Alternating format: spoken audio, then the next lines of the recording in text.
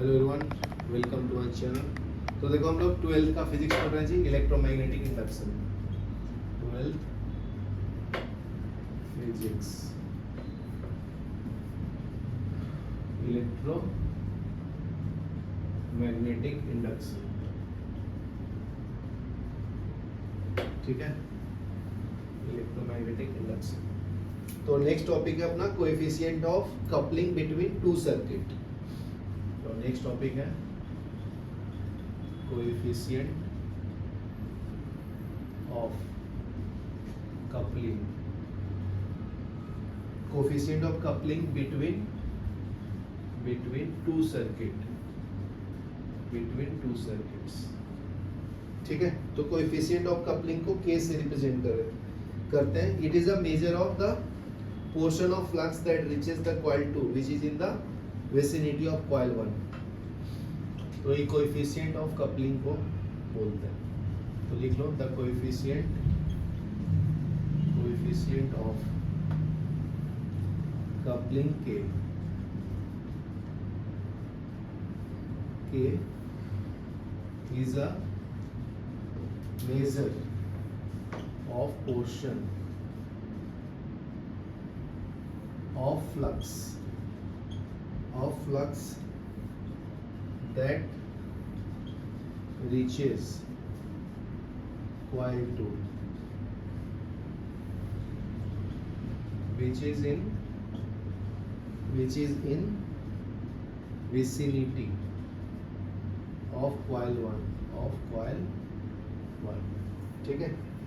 Greater the coefficient of coupling greater will be the mutual inductance. जितना ज्यादा K बड़ा होगा उतना ज्यादा greater the K greater the M क्या है, म्यूचुअल इंडक्टेंस, ठीक है। मैं तो एक लाइन में ही लिख दिया हूँ।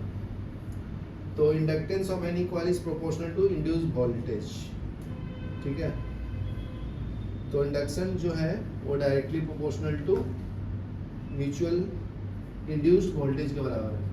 तो एम को मैं directly proportional to induced voltage में लिख दिया हूँ, ठीक है। तो इस प्रोपोर्शनलिटी को हटाऊंगा तो एक कांस्टेंट आएगा। और जैसे हमको पता है कि इलेक्ट्रिक इंड्यूस्ड ईएमएफ क्या होता है, ये directly proportional to number of turns into K phi1 होता है, ठीक है।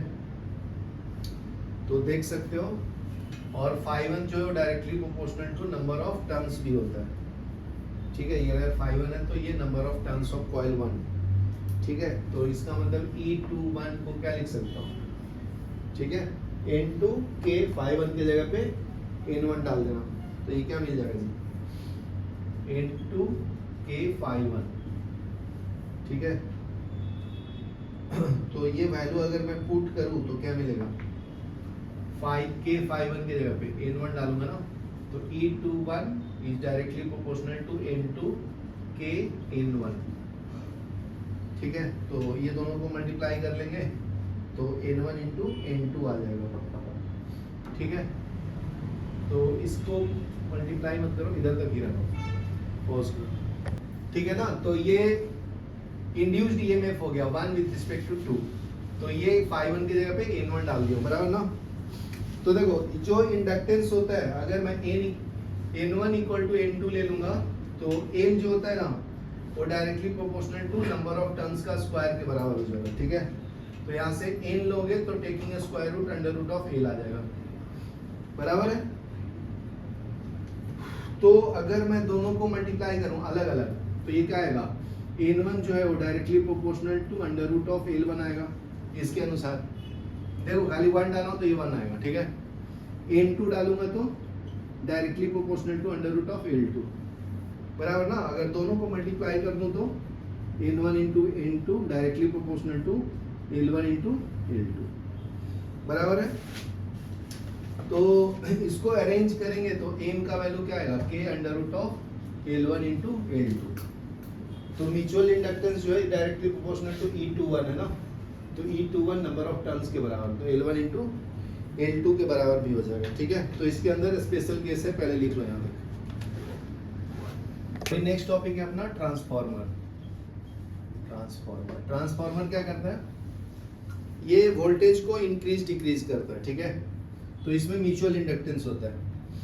तो म्यूचुअल इंडक्टेंस इसके अंदर होता है, मतलब फर्स्ट कॉइल में जो इफेक्ट होगा सेकंड कॉइल में भी दिखेगा। Is the basis of all types of transformer.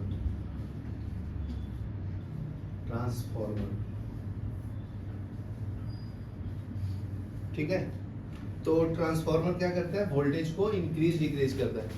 ठीक है, नॉर्थ इंडिया में पहले के टाइम में हाई वोल्टेज होता था, कभी लो वोल्टेज होता था, तो उसको कांस्टेंट रखने के लिए हम लोग ट्रांसफार्मर यूज करते हैं। ठीक है, अभी कांस्टेंट आने लगा ना, पहले के जमाने में मतलब 15 साल 20 साल पहले वो फ्लक्चुएट होता था करंट वोल्टेज। तो नेक्स्ट पॉइंट लिखो, a transformer is a device used for changing voltage of alternating current from low value to high value,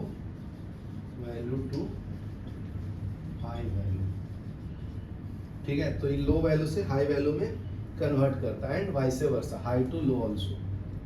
ठीक है, तो ट्रांसफार्मर का बेसिक डायग्राम ऐसे आपका रेक्टेंगुलर शेप में, लेफ्ट हैंड साइड में जो बाइंडिंग है उसको प्राइमरी बाइंडिंग बोलते हैं। ठीक है, इसको प्राइमरी कॉइल बोलते हैं। ठीक है, ये इसके अंदर आयरन का कोर होता है, आयरन कोर, ये आपका सेकेंडरी बाइंडिंग है, इसको सेकेंडरी कॉइल बोलते हैं, सेकेंडरी कॉइल, बराबर है। तो नेक्स्ट पॉइंट देखो, whenever the magnetic flux link with the coil changes, EMF is induced in the neighboring coil।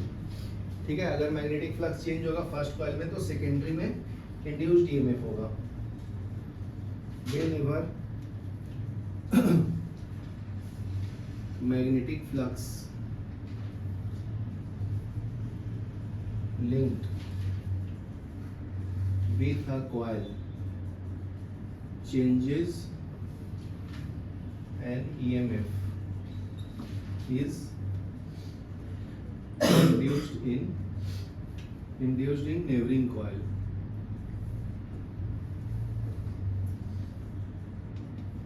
neighboring coil।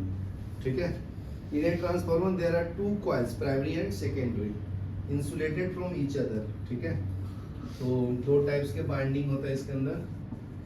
in a transformer there are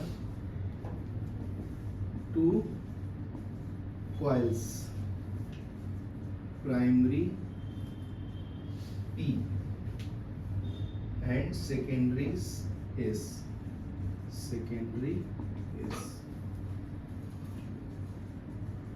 insulated from each other and wound on a soft iron core। ठीक है, तो primary and secondary coils are called input and output. Primary वाले को input बोलते हैं, secondary वाले को output बोलते हैं। ठीक है, when an AC voltage applied to the primary current through the coil changes sinusoidally। क्योंकि AC वोल्टेज अप्लाई कर रहे हैं ना, तो ये चेंज होगा टाइम के साथ, इसलिए तो इसको AC बोलते हैं ना। यहाँ तक लिखो, फिर बताता हूँ। जैसे AC इनपुट अप्लाई करूंगा, ठीक है, तो इंड्यूस्ड EMF क्रिएट होगा। ठीक है, तो when an AC voltage is applied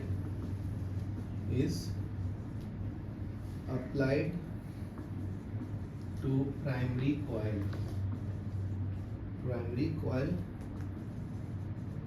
current through the coil changes sinusoidally,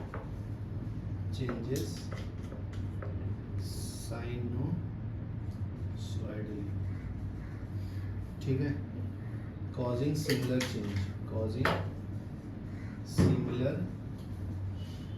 changes in magnetic flux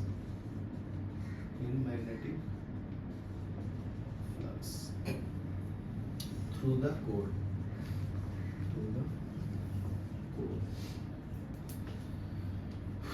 ठीक है, तो as the magnetic flux changes with the both primary and secondary, EMF is induced in each coil. तो magnetic flux change होगा तो EMF भी induced होगा. As changing magnetic flux is liked with both primary and secondary, ठीक है. EMF is induced in each coil. ठीक है, तो ये नंबर ऑफ टर्न्स के ऊपर भी डिपेंड करता है. ठीक है, तो राइट वाला मिटा दूं. हाँ, डायरेक्ट मैं इक्वेशन ही बता देता हूँ ये कैसे चेंज होता है EMF, और ये नंबर ऑफ टर्न्स के ऊपर कैसे डिपेंड करता है. तो फ्लक्स जो है प्राइमरी का, वो number of turns of primary into flux. ठीक है, similarly for secondary flux, number of turns in secondary into flux. ठीक है, और मुझे EMF पता है, तो EMF in primary is rate of change of flux in primary by time is equal to minus NP d phi by dt. Similarly, for secondary induced EMF, E minus of NS d phi by dt. ठीक है, तो अभी दोनों को divide कर लेंगे तो क्या मिलेगा, ये सेकंड को फर्स्ट से डिवाइड कर लेना, तो ES by EP is equal to NS by NP होगा. ठीक है, तो देखो मुझे ये मतलब समझ में आया ना. तो ES जो है नंबर ऑफ टर्न्स का डायरेक्टली है, S मतलब सेकेंडरी टर्न्स, और NP मतलब प्राइमरी नंबर ऑफ टर्न्स,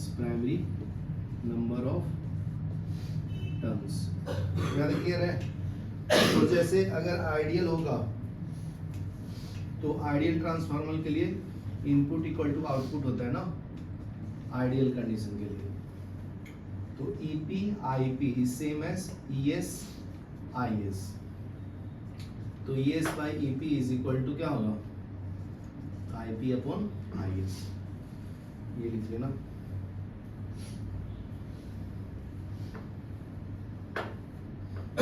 आज के लिए इतना ही.